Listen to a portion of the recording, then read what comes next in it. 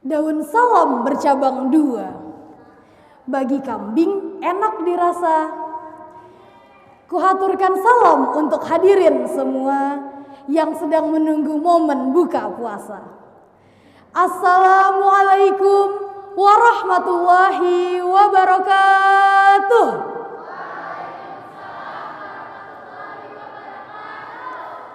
Hamdan wa syukran lillah, salatan wa salaman ala rasulillah, amma ba'du. Puja dan puji syukur kehadirat Allah Subhanahu wa ta'ala yang dengan karunia-Nya kita bisa berkumpul di masjid yang penuh berkah ini. Salawat serta salam tetap terlimpahkan kepada junjungan kita Nabi besar Muhammad sallallahu alaihi wasallam. Bapak Dewan Juri dan hadirin sekalian yang saya sayangi, izinkan saya berdiri di sini untuk menyampaikan uraian singkat mengenai persebaran Islam di Nusantara. Kawan-kawan, ada beberapa teori mengenai persebaran Islam di Nusantara. Yang pertama adalah melalui jalan perdagangan. Para pedagang dari Gujarat, India datang ke Indonesia untuk berdagang sembari berdakwah. Selain melalui perdagangan, ada juga melalui jalur pernikahan. Para penyebar Islam dai-dai menikah dengan masyarakat asli Nusantara yang kemudian melahirkan penerus-penerus Muslim yang berpotensial. Selain ini teman-teman, ada melalui dakwah profesional yang sudah dirancang sedemikian rupa dari zaman kekhalifahan Utsman bin Affan hingga zaman Turki Utsmani. Jamaah rahimakumullah, apapun teorinya, minumnya teh botol sosro. Enggak.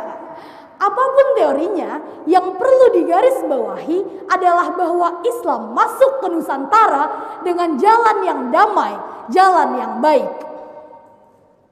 Teman-teman yang saya sayangi, menurut saya dari ketiga teori yang barusan saya sebutkan, yang paling menarik untuk dibahas adalah dengan dakwah profesional.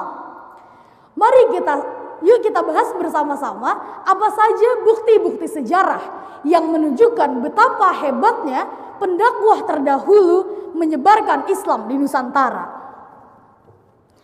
Yang pertama teman-teman adalah dengan pendekatan akulturasi budaya. Para dai dan para pendakwah tidak pernah melarang apalagi menghilangkan adat dan tradisi yang sudah ada di masyarakat. Mereka hanya menyisipi ajaran agama Islam ke dalamnya. Sehingga masyarakat tidak merasa tidak dihargai. Masyarakat tidak merasa antipati apalagi alergi terhadap ajaran Islam yang baru masuk. Dan hasilnya begitu signifikan teman-teman. Karena dengan waktu yang sedemikian cepatnya, mayoritas penduduk di Nusantara sudah memeluk agama Islam. Apa saja sih contohnya? Contohnya adalah seni pertunjukan wayang.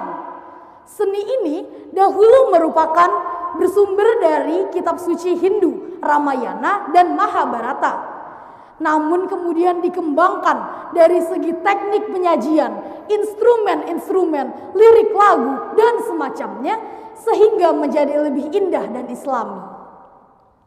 Yang kedua teman-teman adalah dengan pengembangan teknologi pertanian.